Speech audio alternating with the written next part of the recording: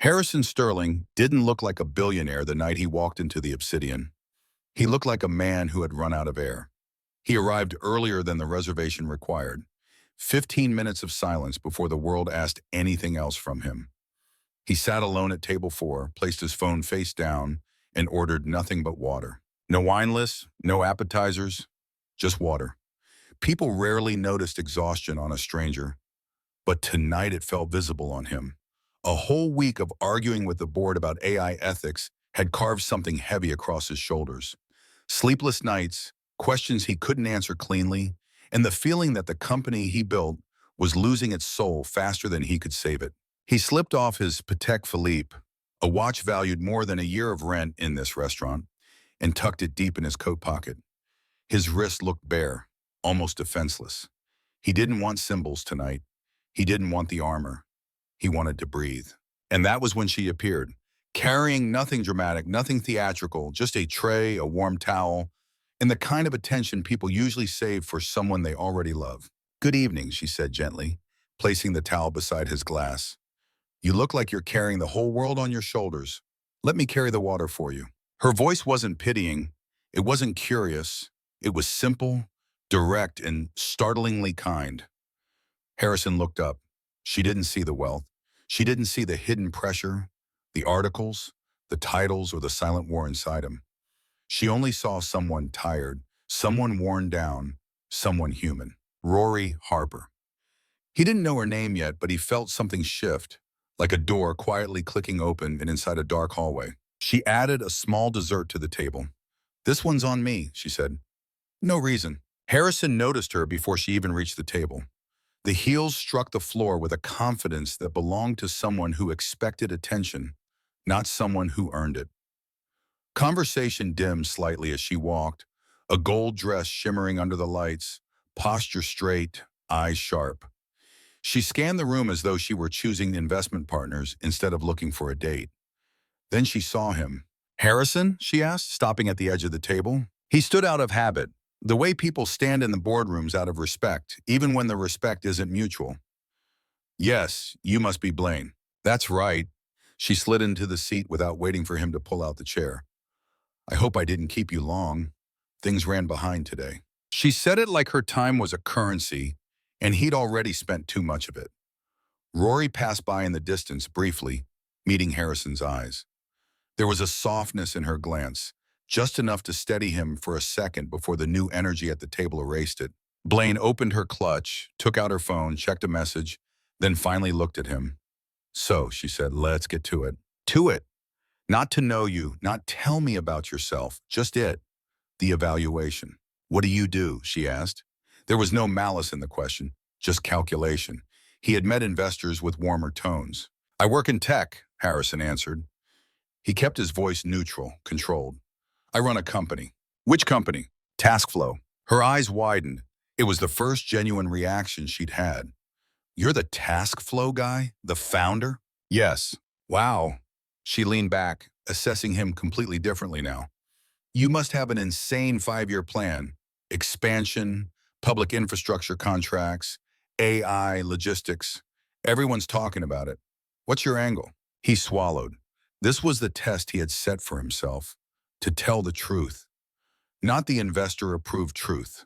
Not the magazine-trimmed truth, but the one he hadn't voiced out loud to anyone outside the board. "I'm thinking about scaling down," he said quietly. She blinked. "Scaling what down?" "My life," he said, "not the company, just me." The confusion on her face tightened into something sharper. "I'm considering a slower life." She shut her menu hard. "I didn't come here for someone looking to run from ambition," she said. "I came here because I thought you were the man who built Taskflow. I thought you wanted to own the city, or at least part of it." Her disappointment wasn't quiet. It was sharp, deliberate, and carried like a blade wrapped in perfume. "I spent an hour getting ready for this, Harrison," Blaine continued. "If I wanted to date someone with a fisherman retirement fantasy, I would have swiped left." Harrison said nothing. Not because he didn't have words, but because the words inside him were built for boardrooms, not this table. She stood. "Look," she said, smoothing her dress. "You seem like a nice guy, but you and I are not aligned. I'm chasing something worth building. You're chasing silence." She didn't wait for him to answer. She turned, lifted her chin, and walked away, gliding through the room with the confidence of someone who believes she'd made the smartest exit of the night. Rory caught the moment from across the floor. Her eyes softened for a breath, just a breath, before she moved on, carrying a tray. Harrison sat down again slowly. It wasn't heartbreak. It wasn't even rejection. It was the feeling of being misread so deeply that it scraped something inside him. He'd spent months asking himself if the life he'd built meant anything anymore. And tonight made the question louder. The date ended before it began. The performance review of his soul was over. And somewhere between the echo of her heels and the weight settling across his chest, he realized something. Rory had understood more about him in 10 seconds than Blaine had in 10 minutes. And the night was far from over. The restaurant didn't slow down after Blaine left. It never did. The Obsidian ran like a perfectly timed machine. Each table turned with efficiency. Each guest treated like a small investment in reputation. But at table 4, everything felt heavier. Harrison stayed seated, hands resting on the edges of the untouched water glass. For a long moment, he didn't even blink. He just listened. Not to the piano, not to the soft conversations, but to the faint echo of Blaine's last words. "You're chasing silence." He exhaled. In a way, she wasn't wrong, but she also hadn't understood what kind of noise he was trying to escape in the first place. A shadow interrupted the dim gold light across the table. It was the manager. Suit crisp, expression polite but tight. Someone who knew the cost of every seat and every minute it stayed empty. "Sir," he said, "I hope your evening has been manageable." The pause before the last word was too deliberate. "It's fine," Harrison replied. "Of course. I do want to mention," the manager glanced at the untouched bread, the water, the minimal footprint of his presence, "that we have a wait list tonight, and our policy requires guests to order a main course to keep premium tables." There it was, the subtle request to leave without asking him to leave. Harrison opened his mouth, unsure what he would say, but he never got the chance. "Daniel." Rory's voice slid gently but firmly into the space between them. She stepped forward with a coffee pot in hand, brows drawn just enough to signal she had heard every word. "He's still deciding," she said, "and he's a guest." Daniel forced a polite smile. "Rory, I understand, but we have enough tables turning tonight. Let him sit a little longer." For a split second, the manager's jaw tightened. Then he nodded curtly and walked away, the tension trailing behind him like a coattail. Rory sighed quietly before turning back to Harrison. "You don't have to explain anything," she said, pouring fresh coffee into the empty cup in front of him. "People come here for all kinds of reasons. Some celebrate, some grieve." "Do you believe her?" she asked gently. He swallowed. Tonight, it feels like she was right. Rory pulled the empty chair back, not to sit, but to lean on it, grounding her presence at his level. "Harrison," she said, her tone lowering, steadying, becoming something that felt almost like truth being prepared before delivery. "Don't ever confuse your net worth with your worth as a human being." He lifted his eyes. She wasn't finished. "Some people are so poor," she continued. "All they have is money. They walk into a room and see price tags, not people. And the moment you don't fit the future they designed for you, they replace you like a bad investment." Her voice softened. "She didn't leave because you lacked something. She left because she couldn't recognize value unless it came wrapped in ambition and noise." Silence fell between them. Not heavy, clean, like someone had opened a window in a room he didn't realize was suffocating. Rory straightened slightly, her expression warm but grounded. "You sat here with nothing but a glass of water and your own honesty," she said. "That takes more courage than most people give credit for." He felt the words land, not as comfort, but as clarity. For the first time all night, he felt seen. "Thank you," Harrison said quietly. And this time the words meant something deeper than politeness. Rory smiled. Not big, not dramatic, just enough to shift the air. "Eat the dessert before it melts," she said. "Small things help more than people think." She moved away, back into the rhythm of the restaurant, leaving him with warm coffee and her words echoing in the space she had just filled. "Your worth as a human being is not the same thing as your net worth." The sentence settled inside him like a truth he had been avoiding, a truth he needed a stranger to say out loud. And somewhere between the sting of rejection, Harrison didn't plan to return to the Obsidian. But 2 nights later, his feet carried him back before his mind could argue. Not because of the date, not because of the humiliation. and definitely not because he wanted to be seen. He returned because of one sentence spoken by a woman who had no idea who he really was. Don't confuse your net worth with your worth as a human being. That line had been replaying in his head like a song stuck on loop. Unexpected, disruptive, but impossible to ignore. Tonight he didn't wear the watch, didn't style his hair, didn't choose a jacket meant to signal anything. He walked in as quietly as possible, the way people walk into libraries or churches, places where they aren't sure what they're searching for, only that something inside feels still for the first time in a long time. Rory spotted him before he made it to table 4. She blinked in surprise. Not the kind that demanded explanation, but the kind that acknowledged an unspoken truth. He had come back for something other than food. "You're early this time," she said, approaching with a soft grin. "I figured the water would need time to settle." The joke came out awkward, but her smile widened anyway. "Well," she said, placing a fresh glass down, "tonight it's on me again." He sat. There was no boardroom posture tonight, no shoulders squared to face investors or critics. He leaned forward slightly, elbows near the edge of the table, like he wanted to make the moment smaller, more grounded. Rory didn't rush away this time. She set the menu down but didn't open it. "How was your week?" she asked. He hesitated. People usually asked him that with an agenda, waiting for the perfect moment to slip in a proposal, an idea, a favor. But she meant it literally. "It was loud," he admitted. "Meetings, arguments, more meetings. A lot of people asking what direction I want to take everything." "And do you know?" "I thought I did," he said, "but I'm reevaluating." Rory nodded as if that made perfect sense. Sometimes reevaluating is the bravest thing someone can do, especially if everyone around them is afraid of what the answer might be. The words hit deeper than she realized. He watched her for a moment, the way she checked the room instinctively, the way she balanced warmth with caution, the way servers often do in high-pressure restaurants. There was something sharp about her, something soft, too, a combination that felt lived, not performed. "You must see a lot working here," he said. "Enough to know who's pretending and who's tired," she replied. "And which am I?" She took a second before answering. "Tired," she said, "but not pretending." Something in him loosened. The group at another table waved her down with impatience. Rory breathed in slowly, then let it out with a practiced calm. "Duty calls," she said. "I'll come check on you in a bit." She walked away, threading effortlessly between tables. Harrison watched her go, conflicted by how easy this connection felt in contrast to the relationships built around him for years. Relationships full of numbers, deadlines, and obligations. For once, someone wasn't asking for anything. She was simply there. 10 minutes later, she returned with a small plate. "You didn't order this," he said. "I know," she replied, "but you look like someone who forgets to eat when he's thinking too much." He laughed under his breath. "Is it that obvious?" "Crystal clear." He took a bite. It wasn't the dessert that made him pause. It was the way she waited, not hovering, not evaluating, just present. "How long have you worked here?" he asked. 3 years, Roy said. This time she didn't walk away quickly. She gave him a small nod, real grounding, then left him with half a dessert, warm water, and a new truth forming in the silence. He wasn't coming back for the restaurant. He wasn't coming back for the date that failed.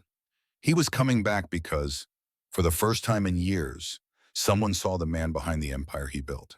And she didn't look away. The next time Harrison returned, it wasn't planned. It wasn't even logical. He had meetings stacked from morning to evening, an inbox flashing with concerns from investors, and a board presentation he should have been rehearsing. But as the day faded into night, his mind drifted back to the obsidian, back to the warm towel, the quiet compassion, the way Rory had spoken to him like a person instead of a headline. He found himself standing outside the restaurant before he could name the reason why. Inside, Rory was refilling glasses at table 6. She looked up, surprised, then smiled the way people smile when something familiar returns unexpectedly. "You again?" she said softly as she approached. "Should I start keeping your favorite seat open?" He huffed a quiet laugh and took his usual spot at table 4. "Only if there's a loyalty card." She placed a glass of water in front of him. No questions asked. Tonight the restaurant hummed with low, warm noise, soft lighting, clinking forks, conversations floating around him. But none of it cut through the space between them. "You look tired," she said. "I am. Long day, long year," he answered honestly. Rory nodded as if she understood exactly what that meant. She didn't ask for details. She didn't fill the silence. She let him settle. That alone made him stay. A few minutes later, when she returned with a pot of coffee, he noticed something different in her posture. Something slightly heavier. "You okay?" he asked. "Just another shift," she said, brushing it off. But the way she exhaled told the rest of the story. He tilted his head. "That's not an answer." She hesitated, then lowered her voice. "I picked up extra delivery jobs today. I work for Task Flow on the side." Her eyes flickered, tired. It used to be manageable. Harrison's chest tightened, though he kept his expression neutral. Task Flow, his company, his creation. But she didn't know that. "What happened?" he asked quietly. Rory pulled a chair halfway out and leaned on it like she needed something steady beneath her hand. "They changed the payout rules," she said. "Rates shifted overnight. No warning, no explanation. I did 3 deliveries and earned less than half of what I used to." He swallowed. He knew the adjustment she was talking about. He'd read the report, approved its testing phase. His board claimed it would optimize efficiency. No one mentioned people. "I'm sorry," he said. She shook her head. "It's not your fault." She didn't know the truth. Not yet. "I keep telling myself it's temporary," she continued. "But every week it gets harder. More deductions, more penalties, more unpredictable numbers. It makes you feel like you're a variable in a system, not a person." Her words hit him in places his boardroom logic never touched. He had heard analysts describe TaskFlow as innovative, streamlined, scalable.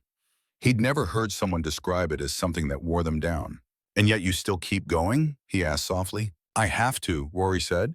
"Leo's treatments, the rent, everything piles up. You don't get to quit when someone depends on you." A small silence settled, gentle but heavy. She wasn't complaining, she wasn't criticizing. She was telling the truth because it needed to be said out loud somewhere. "You deserve better," he said. "I know." She straightened slightly, offering him a tired smile. "Does it mean life listens?" She walked away to tend another table. Harrison sat motionless, staring at the untouched coffee. When Rory returned, he looked at her with a steadiness she didn't fully understand yet. "You deserve transparency," he said. "Fairness, predictability." "It would be nice," she replied, "but apps don't care how we feel. They only care about the math." She moved away again with her tray, unaware that the man she had just spoken to was the one who designed the math she was fighting. Harrison leaned back in his chair, breathing slowly. There are moments in a person's life when the truth arrives not as a headline, not as an accusation, but as a human story spoken quietly across a table. And there are truths that change a man in ways even he didn't anticipate. Tonight, Harrison Sterling discovered that the company he built, the company he believed had changed the world, had also been quietly hurting the woman who had shown him more kindness than anyone in years. And the realization cut deeper than anything Blaine had said. This wasn't about ambition or image or legacy. This was about responsibility. Something fundamental inside him shifted. And he knew, deeply, irrevocably, that nothing about his relationship with TaskFlow would ever be the same after tonight. The shift had barely started when Rory received the call. Harrison wasn't at the Obsidian yet. He had promised himself he wouldn't return tonight. He needed distance, needed to think, but old habits and new emotions pulled him back to the restaurant's warm lights like a tide. He walked in just as the dinner rush began. The room buzzed with polished conversations and clinking glasses, but his eyes went straight to the one person who grounded him, Rory. She was tying her apron at the service station. Her phone buzzed once, then again, and then she froze, the kind of stillness that doesn't belong in a busy restaurant. Harrison watched her fumble for the phone, eyes scanning the screen. The color drained from her face. She whispered a name so soft he could barely read her lips. "Leo!" Her hands trembled as she pressed the phone against her ear. "Yes, wait, slow down. What happened?" Her voice cracked. She turned away from the dining room, holding onto the counter like she needed the wood to keep her standing. Harrison stepped closer without thinking. Not enough to intrude, just close enough to hear the pieces. Another seizure. Is he breathing now? I'm coming, right now." "Rory," Harrison said softly. She didn't hear him, couldn't. Her world had narrowed to one person, her brother. She headed for the exit, but before she reached the door, a firm voice stopped her. "Rory." It was the manager. She turned, breathless. "Daniel, Leo's in the ER. I have to go." Daniel crossed his arms. "Your shift started 20 minutes ago." "My brother's in the hospital," she repeated, voice breaking.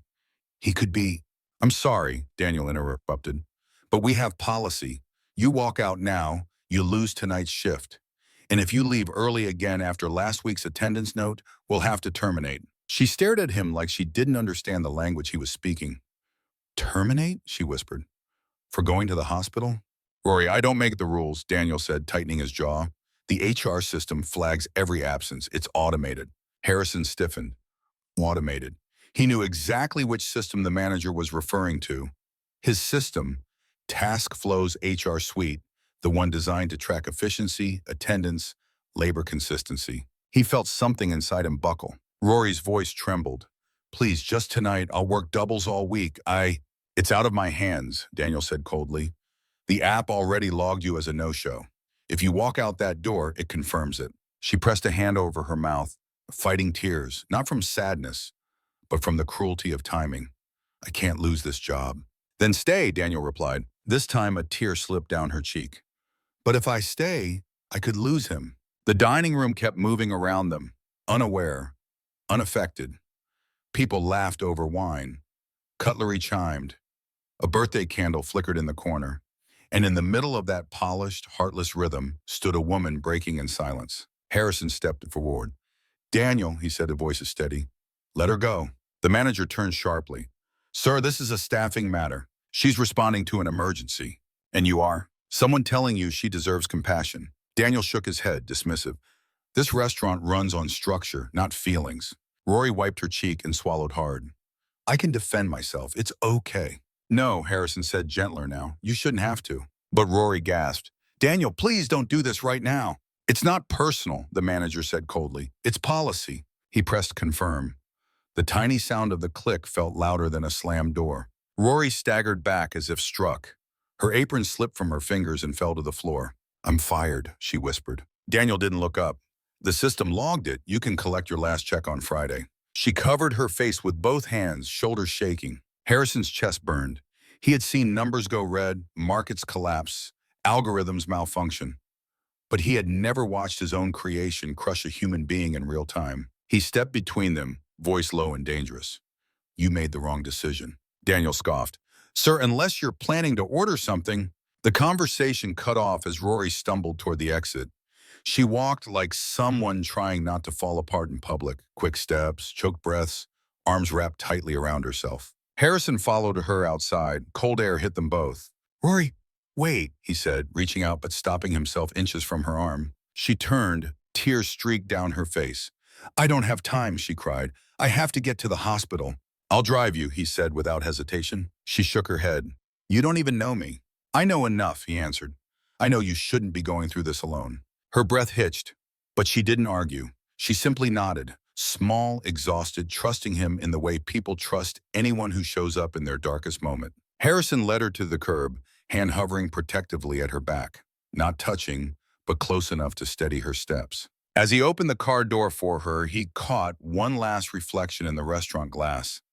A man who built a system that just fired the woman who saved him from drowning in his own life. And something inside him broke in a way he knew he would never ignore again. Rory didn't return to the Obsidian for 3 days. Her world had collapsed into hospital hallways, insurance forms, and the constant beep-beep rhythm of machines surrounding her brother's bed. Leo was stable but fragile, drifting in and out of consciousness. She barely slept, barely spoke, barely held herself together. Through it all, Harrison stayed close, quiet, steady, never overstepping. He drove her to the hospital. He waited outside exam rooms. He bought food she barely touched. He sat with her in silence when words were useless. He didn't try to solve the pain. He simply refused to let her face it alone. And when Leo finally opened his eyes fully, whispering her name with a shaky smile, Rory cried into the sleeve of her hoodie, relief washing over her like a collapsed wave. But real life wasn't kind enough to pause. Bills waited, rent waited. The fact she'd been fired waited. On the 4th evening, with Leo resting and the doctors assuring her things were stable, Rory did something she dreaded. She returned to the restaurant to pick up her final paycheck. She walked in wearing the same clothes she'd worn at the hospital. Thin sweater, jeans, hair loosely tied. She looked smaller somehow, like the last few days had stolen something from her. Harrison offered to come inside, but she shook her head. "It's my mess," she whispered. "You've already done too much." He waited in the car, restless, watching her through the glass doors like a man bracing for an impact he couldn't control. Inside, the restaurant moved with its usual polished rhythm: clean tables, warm lights, crisp uniforms. No one seemed to notice when Rory stepped in, clutching the strap of her bag like a lifeline. Daniel, the manager, finally looked up when she approached the counter. "Oh," he said, expression stiff. "You're here for your check." She nodded. "Yes, I just need it. I won't take long." He disappeared into the back room. While she waited, Rory bent to pick up a dropped napkin from the floor. Out of habit. A worker's instinct that had outlived her contract. Her reflection caught in the silver panel of the bar counter. Eyes tired, shoulders hunched, she tried to breathe past the humiliation. That was when the restaurant door slammed open. Not violently, but with purpose. A team of 5 walked in, dressed in tailored suits, carrying briefcases in urgency. Their presence cut through the dining room like a cold wind. The hostess scrambled. "Can I help you?" "We're here for Mr. Sterling," the woman in front said. "He was supposed to sign the merger documents an hour ago." Roy looked up. The name froze her. "Sterling. No, it couldn't be. Mr. Sterling." The hostess repeated, "I don't believe—" "One moment." The lead attorney tapped her tablet. "His location tracker puts him at this address. He came here frequently this week." Murmurs rippled across the room. The Obsidian was not used to surprise visits from legal teams looking for billionaires. Daniel walked out with Rory's envelope in hand, irritation already forming on his face, until he saw the suits. "Can I help you?" he asked, straightening his tie. "We're looking for Mr. Harrison Sterling," the attorney said, "the CEO of TaskFlow." Her eyes glistened. "And what did you find out?" "That kindness sees deeper than wealth ever will." She looked down, clutching her paycheck envelope like a fragile truth. "Everything that happened, the firing, the algorithm hurting you, all of it came from something I built." His voice cracked. "I'm so sorry, Rory." A tear slid down her cheek. He stepped closer, carefully, giving her space to pull away. She didn't. Then he said, voice low but firm, "You shouldn't carry this burden alone.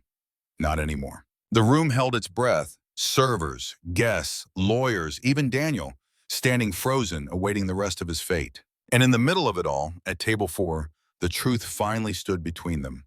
Not as a wall, but as a beginning. The Obsidian slowly regained its rhythm after the legal team escorted Daniel out of the restaurant. But the air hadn't settled. It crackled with the kind of tension that comes when people realize they've misjudged a man sitting 2 tables away. Rory stood frozen near table 4, her paycheck envelope clutched against her chest like a bandage on a wound still bleeding. Harrison didn't move toward her immediately. He waited, giving her breath, giving her space, like someone approaching a fragile truth with both hands open. "You don't have to talk to me right now," he said softly, "but I need you to know I didn't mean for any of this to hurt you." She looked up as if she had been holding tears hostage. "You're the CEO," she whispered. "You run the company that fired me, the company that cut my pay on TaskFlow, the company that—" Her voice cracked. He inhaled deeply, the kind of breath a man takes before walking into a storm he created himself. "You're right," he said, "and that's exactly why I'm not here to make excuses." Rory's lips trembled. "Then what are you here to do?" Harrison turned to the attorneys behind him and held out his hand. One of them quickly offered a large leather folder. He placed it on table 4, the same table where he had sat as a nobody just nights before. "This," he said, tapping the folder gently, "is the merger the board has been waiting for me to sign." She blinked through tears, confused. "Why are you showing me this?" "Because I'm not signing it," he said. "Not unless the company's ethics change first." The attorneys looked alarmed. "Sir, this will delay the deal." "Good," Harrison replied. "Maybe it's time something actually shook." He pushed the folder aside and focused on Rory, his voice lowering.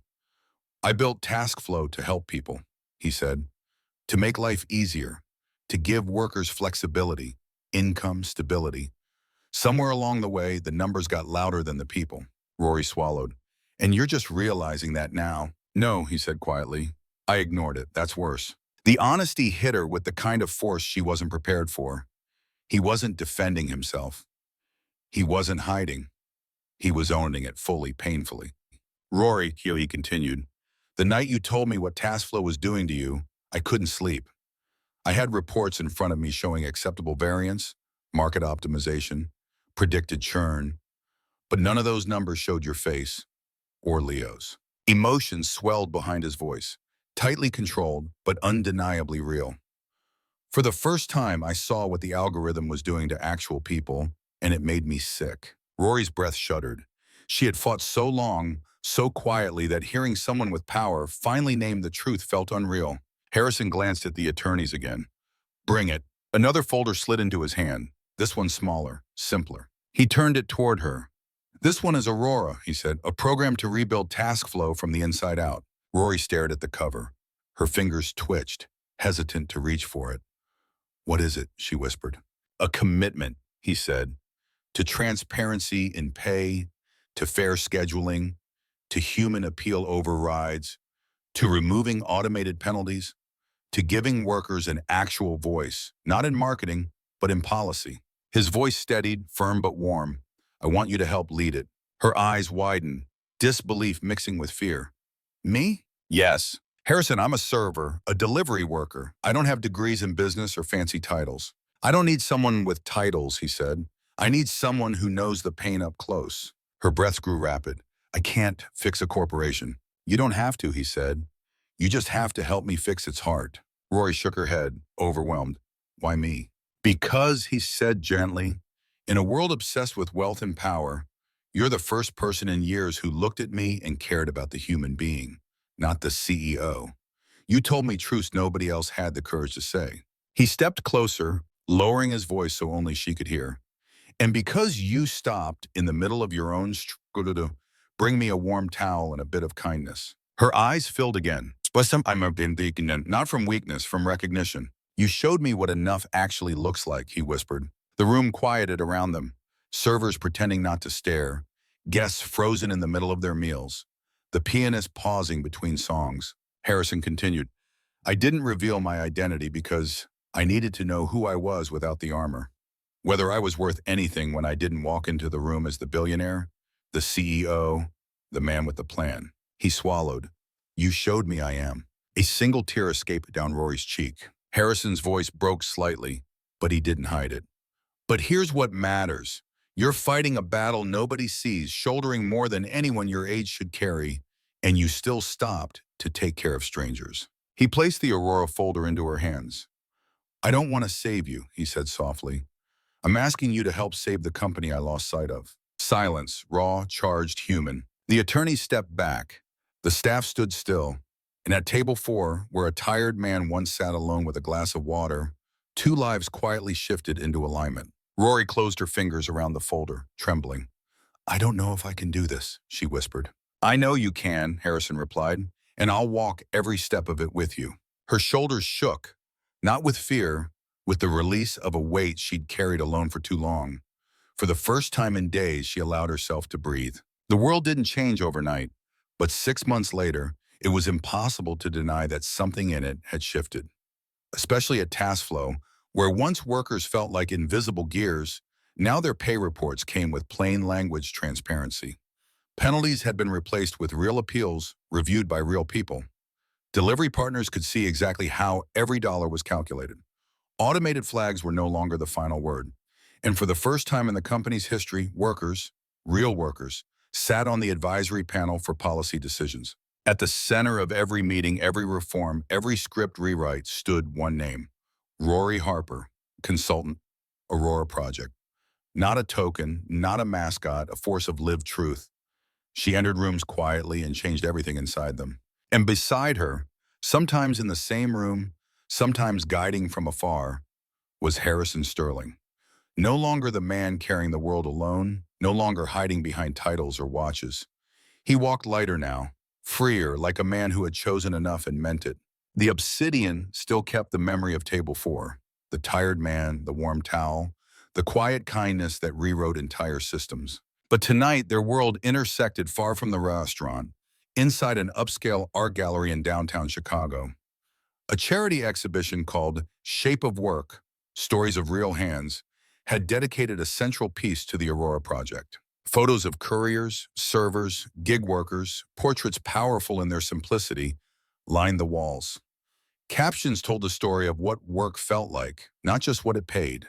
Rory walked slowly through the gallery, taking in each image as if they were chapters of a book she had helped write. She had never been to a gallery opening before. She wore a simple black dress, not expensive, not flashy, the kind that didn't try to be anything except comfortable.